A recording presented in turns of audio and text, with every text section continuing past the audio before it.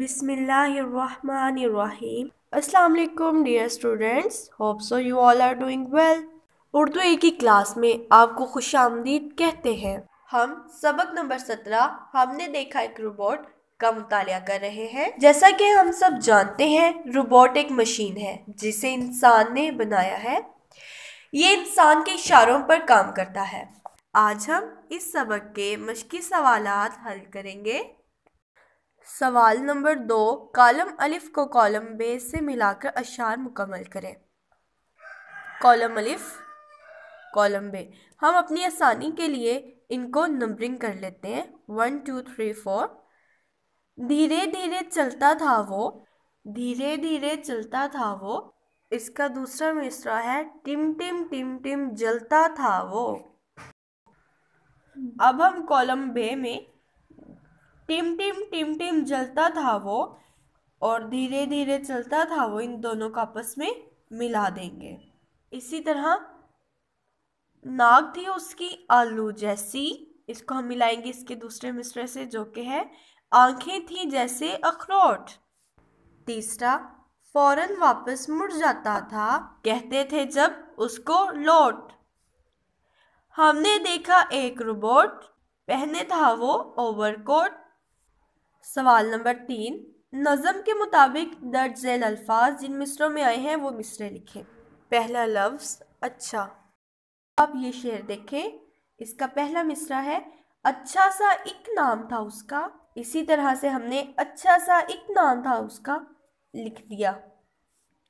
धीरे धीरे धीरे चलता था वो नाम। जैसा कि हमने पहला मिसरा लिखा, अच्छा सा एक नाम था उसका, इसमें नाम भी है और अच्छा भी है, तो दोबारा हम इसी मिसरे को इस्तेमाल कर लेंगे।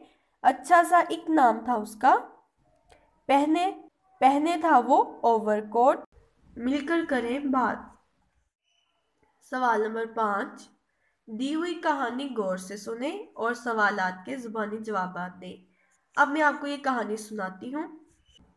गीटू हाथी अपने अम्मी अब्बू के साथ जंगल में हंसी खुशी जिंदगी गुजार रहा था। उस वक्त हाथियों की सूंड नहीं होती थी। एक दिन उसने अपने अब्बू को कहते सुना कि मगरमच्छ बहुत खतरनाक जानवर है। बस उसे तजस्सुस हुआ कि मगरमच्छ कौन सा जानवर है।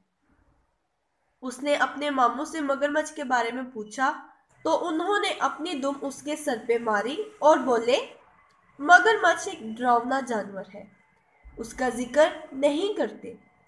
गीटू की तसल्ली नहीं हुई। एक दिन बगैर बताए मगरमच्छ की तलाश में घर से निकल खड़ा हुआ। चलते चलते वो एक नदी पर पहुंचा।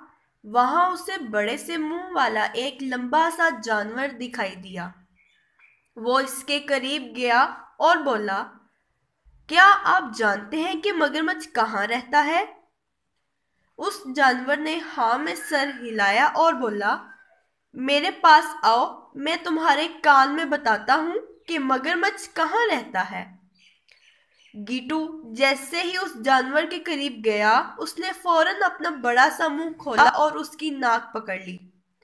गीटू ने पूरा जोर लगाकर खुद को छुड़ाने की कोशिश की तो उसकी नाक खींचते खींचते लंबी हो गई। तब से हाथियों की नाक लंबी है, जिसे हम सूंड कहते हैं। अब इसके मुतालिका सवालात के जवाबात तलाश करते हैं। गीटू कहाँ रहता था?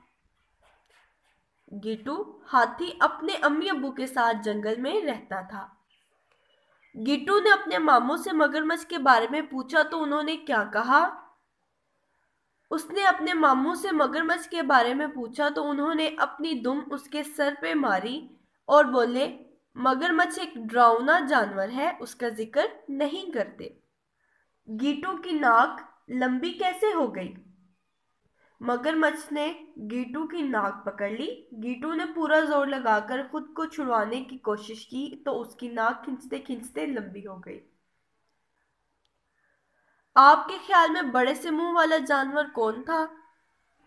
मगरमच्छ बड़े से मुंह वाला जानवर था।